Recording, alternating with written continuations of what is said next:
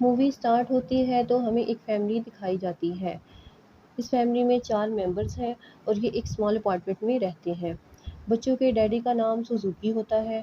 Movie के start में हम देखते हैं कि वो टीवी देख रहा होता है। उसका बेटा और बेटी फ़ोन यूज़ कर रहे होते हैं। हम देखते हैं कि ये पूरी फैमिली टेक्नोलॉजी पर डिपेंडेंट है और एक दूसरे के साथ बैठकर टाइम स्पेंड नहीं करते। ये हर वक्त लैपटॉप, फ़ोन और टीवी में ही घुसे रहते हैं। एक सुबह जब सुज़ुकी उठता है तो वो देखता है कि उसकी अलार्म क्लॉक नहीं चल रही। वो उसकी वजह से ऑफिस से लेट हो जाता है। वो बाहर आकर अपनी वाइफ से पूछता है कि ये क्या हो रहा है? कोई भी क्लॉक नहीं चल रही। उसकी वाइफ बताती है कि जो भी चीज़ इलेक्ट्रिसिटी से चलती है, वो नहीं चल रही। उन्हें लगता है कि कोई पावर आउटेज हो गया है। उसकी बेटी जैसे ही उठती है, वो देखती है कि एसी और टीवी भी नहीं चल रहा। सुजुकी इलेक्ट्रिसिटी कंपनी को कंप्लेन करने के लिए फ़ोन करता है, तो उससे पता चलता है कि उसका तो फ़ोन भी नहीं चल रहा। अब फादर और बच्चे सभी ऑफिस जाने के लिए रेडी हो जाते हैं और जब ये लोग एलिवेटर के पास जाते हैं तो वहाँ जाकर देखते हैं कि बहुत सारा क्राउड है।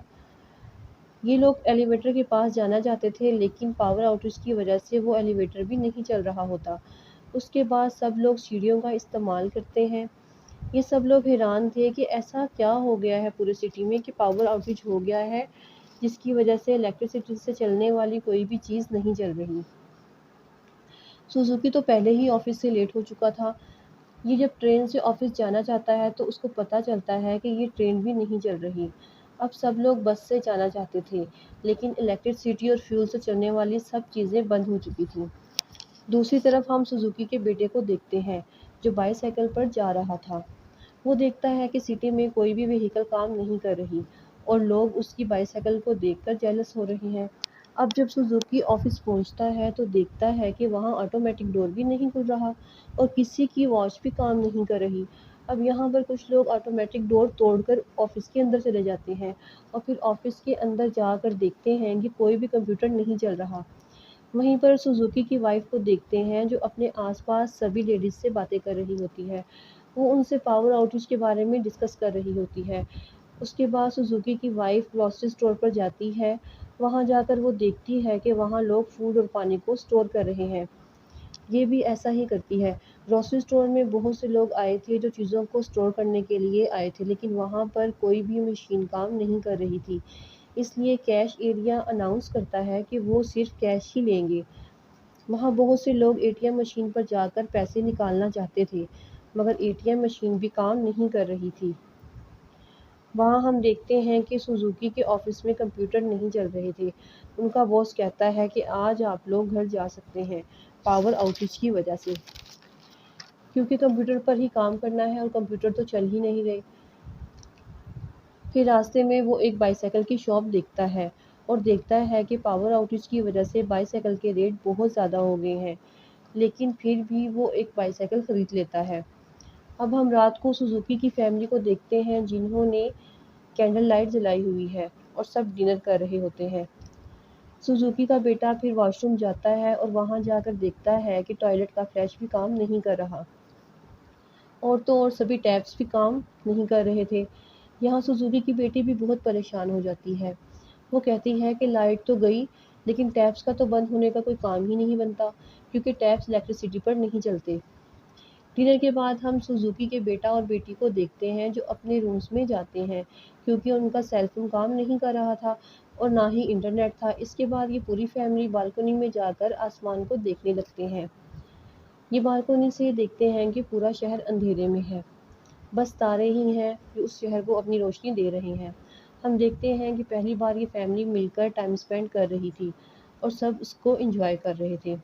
पावर आउटेज को हुए 3 दिन गुजर चुके थे और सुजुकी के घर की हालत बहुत ख़राब हो चुकी थी। इलेक्ट्रिसिटी ना होने की वजह से लोगों का लाइफस्टाइल चेंज होकर रह गया था। हम सुजुकी को उसके ऑफिस में देखते हैं। वहाँ उनका सीनियर कहता है कि जब तक इलेक्ट्रिसिटी नहीं आएगी कंप्यूटर नहीं चलेंगे, इनको काम पर आने की भी ज़रूरत नहीं है। अब ये सुनकर सुजुकी बहुत परेशान हो जाता है। वो कहता है कि अगर हम ऑफिस नहीं आएंगे तो पैसा कैसे कमाएंगे और अपने बच्चों को कहाँ से खिलाएंगे। ये सुनकर उसका सीनियर कहता है कि जैसी कंडीशन चल रही है, आप लोग ज़्यादा देर इस शहर में नहीं रुक सकते। एक ऐसा वक्त भी आएगा जब खाने पीने की चीज़ों की किल्लत हो जाएगी। यहाँ हम دیکھتے ہیں کہ اس کنڈیشن کی وجہ سے لوگ اس شہر کو چھوڑ کر جا رہے ہوتے ہیں۔ سوزوکی بھی ایسا ہی کرنا چاہتا ہے۔ اب سوزوکی بینک جاتا ہے پیسے نکلوانے کے لیے، لیکن اس کو وہاں سے بھی واپس بھیج دیا جاتا ہے۔ پاور آؤٹریچ کو 7 دن ہو چکے تھے اور الیکٹریسٹی ابھی تک شہر میں نہیں آئی تھی۔ سب اسکول آفس بند ہو چکے تھے۔ الیکٹریسٹی نہ آنے کی وجہ سے یہاں تک کہ سبھی فیکٹریز بھی بند ہو چکی تھیں۔ سوزوکی کے گھر کی حالت بہت خراب ہو چکی تھی۔ الیکٹریسٹی کے بند ہونے کی وجہ سے ہر چیز بند تھی۔ ان کو بالکل بھی سمجھ نہیں آ رہی تھی کہ وہ کریں بھی تو کیا کریں۔ پانی بھی نہیں آ رہا تھا۔ سوزوکی کی وائف ایک واٹر ٹینکر سے پانی لینے جاتی ہے، لیکن وہاں پر بہت رش ہوتا ہے۔ وہاں اور بھی بہت سے لوگ کھڑے ہوتے ہیں، لیکن سب لوگوں کو واپس بھیج دیا جاتا ہے کیونکہ یہ ٹینک بھی کام نہیں کر رہے تھے اور ان میں سے بھی پانی ختم ہو گیا تھا۔ سوزوکی کی فیملی کو ٹیکنالوجی کی عادت ہو چکی تھی۔ وہ کھانے پینے کی چیزوں کو ارینج کرتے ہیں اور کسی بھی طرح سے کر کے پانی بھی ارینج کر لیتے ہیں۔ اب وہ یہ ڈیسائیڈ کر لیتے ہیں کہ وہ بھی کنٹری سائڈ کی طرف موو کریں گے۔ یہ سوچ کر وہ اپنے بیگس تیار کرتے ہیں، اس میں کچھ کھانے پینے کی چیزیں رکھتے ہیں اور یہ کنٹری سائڈ کی طرف موو کر جاتے ہیں۔ اب یہ ایک جگہ رکتے ہیں، کھاتے ہیں اور پھر دوبارہ سے اپنے سفر پر جانے لگتے ہیں۔ اب آخر کار یہ ایئرپورٹ پہنچتے ہیں جہاں انہوں نے فلائٹ لینی تھی اپنے گاؤں کی طرف۔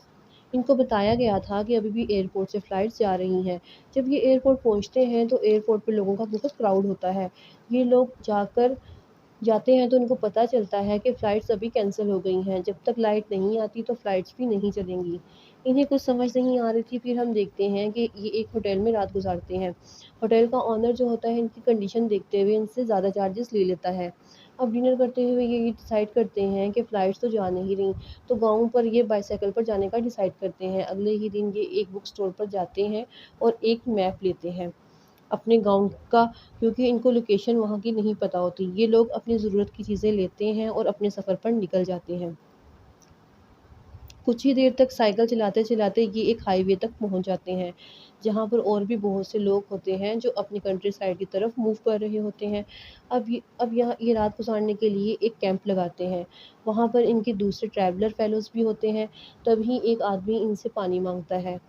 یہ اس کو پانی نہیں دیتے، یہ کہہ کر کہ یہ ان کی لاسٹ بوٹل ہے۔ رات گزارتے ہیں اور اگلی صبح اپنے سفر پر روانہ ہو جاتے ہیں۔ یہ ایک ڈارک ٹنل کے اندر سے گزرتے ہیں۔ ٹنل کے اندر بہت اندھیرا تھا اور وہاں پر لٹیرے بھی تھے۔ تب ہم دیکھتے ہیں کہ ایک لیڈی ان کی ہیلپ کرتی ہے اور ایسے ہی دن گزرتے جاتے ہیں۔ اب 16واں دن ہے پاور آؤٹریچ کو اور اب یہ فیملی دریا کے کنارے بیٹھی ہوئی ہے اور ان کی لاسٹ بوٹل بھی ختم ہو جاتی ہے۔ اب سوزوکی دریا سے پانی پیتا ہے کیونکہ ان کے پاس اور کوئی راستہ نہیں تھا۔ اب یہ لوگ دوبارہ سے اپنا سفر سٹارٹ کرتے ہیں۔ تبھی راستے میں ایک طوفانی بارش آتی ہے کہ لوگ سب چھوڑ کر ایک محفوظ جگہ پر پناہ لیتے ہیں۔ اب طوفانی بارش کے بعد یہ لوگ اپنی چیزوں کے پاس آ کر دیکھتے ہیں تو سوزوکی کے بیٹے کی سائیکل کا ٹائر خراب ہو چکا تھا، ساتھ میں ان کا کھانا بھی گر گیا تھا اور کپڑے بھی خراب ہو گئے تھے۔ اب ٹاؤن میں بچے کھانا ڈھونڈنے کے لیے نکلتے ہیں اور ان کے پیرنٹس ایک جگہ رکتے ہیں۔ یہ ایک گروسری اسٹور پر پہنچتے ہیں جہاں لڑکا اپنی سائیکل کا ٹائر ڈھونڈتا ہے اور لڑکی کھانے کی چیزیں ڈھونڈتی ہے، لیکن وہ تو دوسرے لوگ پہلے ہی خرید چکے ہوتے ہیں۔ پھر ان کو ایک کیٹ فوڈ ملتی ہے۔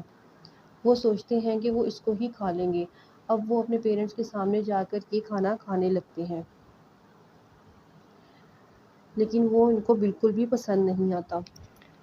لیکن اب کرتے بھی تو کیا کرتے، ان کو زندہ بھی تو رہنا تھا۔ وہاں پر کینڈی اپنے بائی سائیکل کے ٹائر کو ٹھیک کرنے کے لیے اپنے فون کا کور یوز کرتا ہے۔ اب یہ لوگ دوبارہ سے اپنے سفر کو سٹارٹ کرتے ہیں اور کیٹ فوڈ پر ہی سروائیو کرتے ہیں۔ پاور آؤٹریچ کو ہوتے ہوئے 22 دن ہو چکے تھے۔ تبھی ان کو ایک کیمپر ملتی ہے جو کہ ان کو ویٹ دکھاتی ہے اور کہتی ہے کہ آپ لوگ اس ویٹ کو کھا سکتے ہیں، مرنے سے بہتر ہے اس ویٹ کو کھا کر اپنی بھوک مٹائی جائے۔ وہاں اس کیمپر میں ایک لڑکا بھی ہوتا ہے جو کہ ان کی ایک پکچر لے لیتا ہے۔ وہ ایک نان ڈیجیٹل کیمرہ تھا۔ وہ ان سے پرومس کرتا ہے کہ جب پاور آؤٹریچ واپس آ جائے گی تو وہ یہ پکچر ان کو بھیج دے گا۔ یہ لوگ اب مل کر سفر کرتے ہیں، پھر ان کے راستے الگ ہو جاتے ہیں۔ اس کے بعد ان کی فیملی ایکویریم میں پہنچتی ہے جہاں پر کچھ لوگ مچھلیاں بیچ رہے تھے۔ اب یہ لوگ بھی لائن میں لگ جاتے ہیں تاکہ ان کو بھی کھانے کے لیے کچھ مچھلیاں مل جائیں، کیونکہ ان کا کھانا بھی ختم ہو چکا تھا۔ لیکن جب ان کی باری آتی ہے تو وہ مچھلیاں بک چکی ہوتی ہیں۔ یہاں ہم دیکھتے ہیں کہ سوزوکی اس آدمی کے پاؤں پڑ گیا تھا۔ پلیز میرے بچوں کو کھانے کے لیے کچھ مچھلیاں دے دو، مگر وہ آدمی اگنور کر کے وہاں سے چلا جاتا ہے۔